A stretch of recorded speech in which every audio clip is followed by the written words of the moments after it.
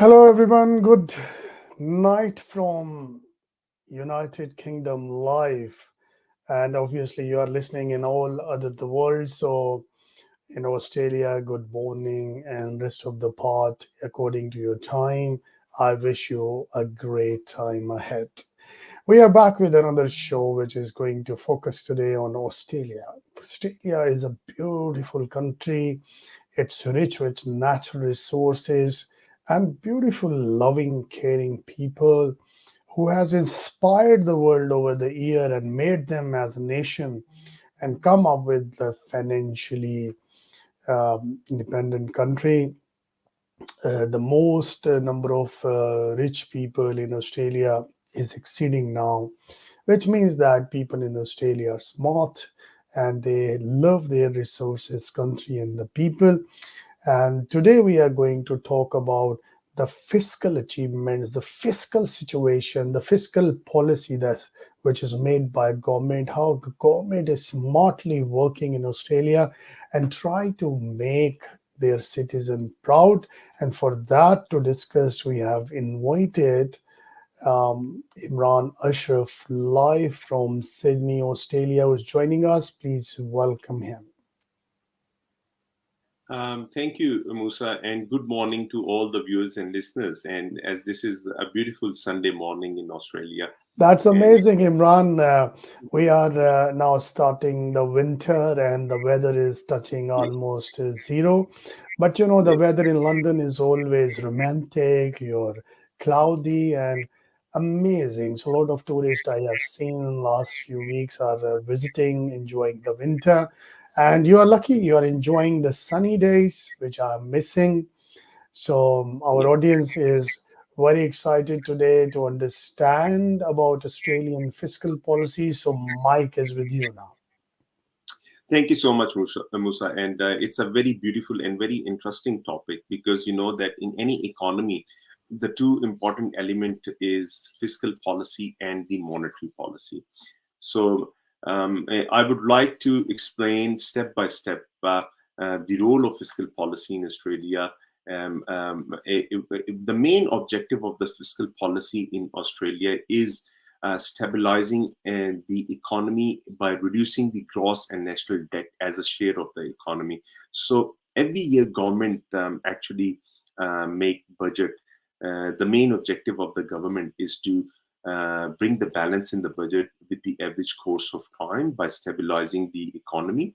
And government set out the medium term strategy to achieve budget surpluses by introducing the new taxes and managing its government spending.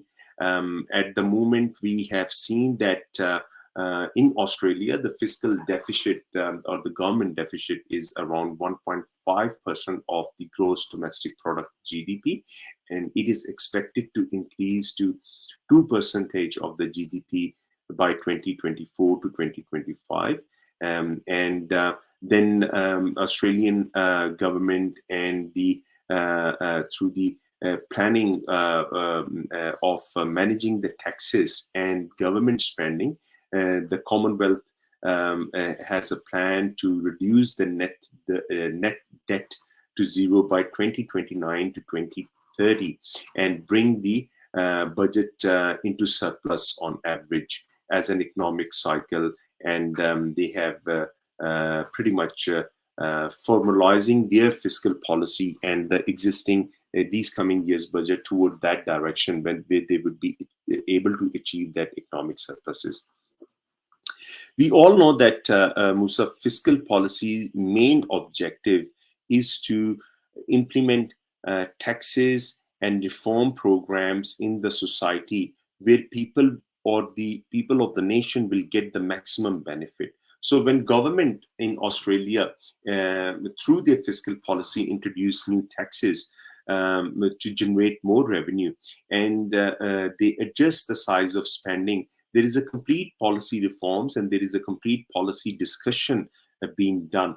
Either it is reliant on the party agendas and portfolios, which party is in power, that this is what the benefits, this is what they planning and think tanks will think can give to the society as a benefit, as a measures where they can achieve maximum employment opportunities, more output from the economy. However, these all planning will be discussed at the policy level by the policy departments and then implemented by the government. And it will become as a rule of law when it is passed by the both house of the government, the parliament, and the Senate. In saying there is a complete debate, there is a complete discussion, but the very important point which I would like to highlight there: any new government tax, any new government way of collecting the revenue will have a complete breakdown where government can actually provide its breakdown to the public through its policy, that this is the amount of revenue we are going to generate through this new taxation rule or to this new policy measure, and this is how we will spend that money in the public, in the society, in these different programs, and this is how the society will get the benefit from this new tax. I can give you an example. In the recent year fiscal budget, the government has introduced the new reforms and the new ways of collecting the tax. Pretty much the main idea of the government is to provide an excessive benefit in the child care sector. As you know that Australia is one of the advanced and developed economies around the world, where the contribution among the workforce from both genders, male and females, is quite high. So one of the challenging factor which is faced by the everyday family is the a child care facility, because when mom and dad both have to work, they also need to see the platform where there is who's going to look after their kid or family or child when they both will be in the office or busy in their office or the job engagement responsibilities. So government has introduced the measures where they will be providing more excessive facilities through childcare, up till to the combined couple income of $580,000, and that facilities is going to sink into the childcare benefit by 2024 to 2025.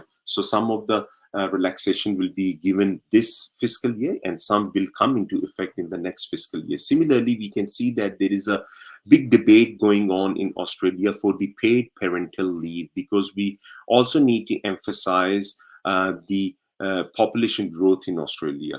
When we look toward the population growth in Australia, we also need to emphasize the aging population in Australia. We also need to emphasize on the new, the young generation, the young population, the young working population of Australia. And for that, all these economic factors, government today need to take some steps which will ensure the coming generations, in coming decades, that certain good steps have been taken by the government in those financials and fiscal years, which has given the opportunities to the families where they would be able to afford a child or the birth of the child in, and having the opportunity of the paid parental leave up till 26 weeks. So which means that government is giving guarantee and support to the paid parental leave up till 26 weeks once any family is going to have a baby or a child.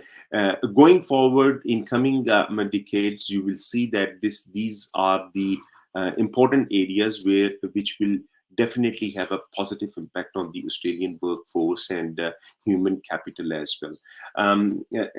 In going further, there are a few other important objectives of the fiscal policy in Australia and a few important objectives are allocating of resources, short-term stabilization, longer-term development, and maximizing employment.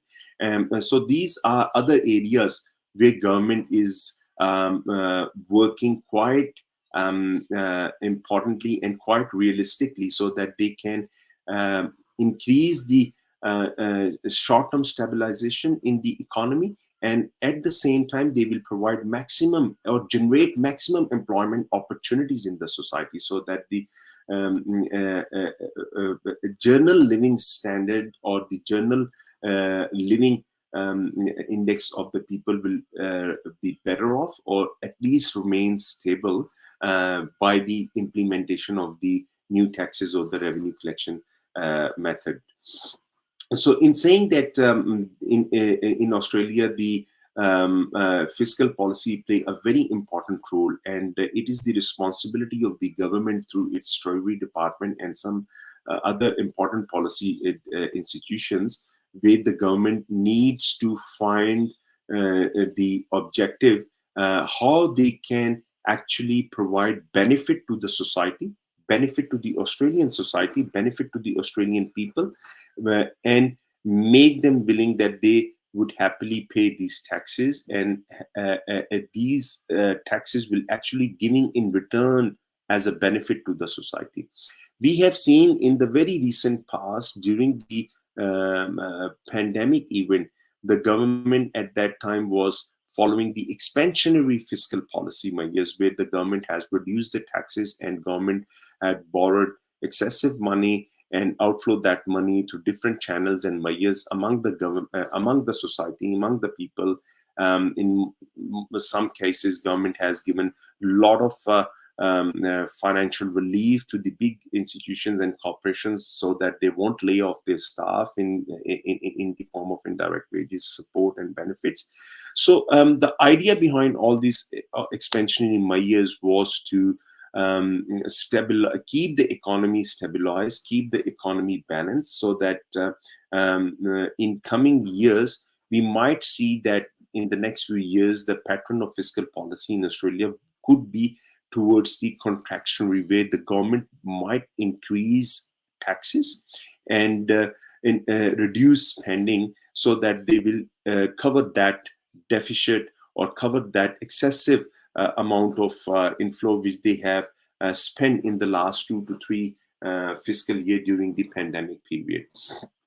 And going further, Musa, as I have explained, that the fiscal deficit of Australia at the moment is in negative zone, and it is sitting at 1.5% of the GDP. But through these measures, the government has a plan to bring it into the positive zone by the end of 2029 and 2030. And I think every government, every political party, those who came into power in Australia, or similarly in like other developed and advanced economies, their main objective is to achieve the financial freedom by having a maximum employment opportunities, by increasing the living standard of the local population, by introducing the taxes and stabilizing the economy in a way that it won't act as a burden on the people's pocket.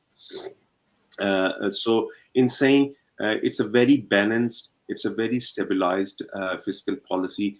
And just on a brief note, I would also like to put some light on the existence and instance of the fiscal policy in Australia. It is not, I mean, it is not century old. The formulation of the reliant on fiscal policy in Australia was came into existence in the mid 1980s, and in mid 1990s we have actually agreed on some sort of charter for the honesty of fiscal budget and fiscal management.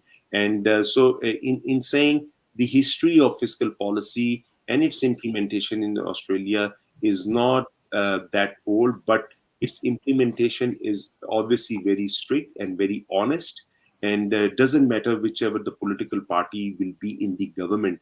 The people, the nation will decide based on the policies and agendas of the political party what they are willing to give them as a benefit, what they are willing to give them as a incentive to the society by implementation or of those taxes and collecting revenue and all these things.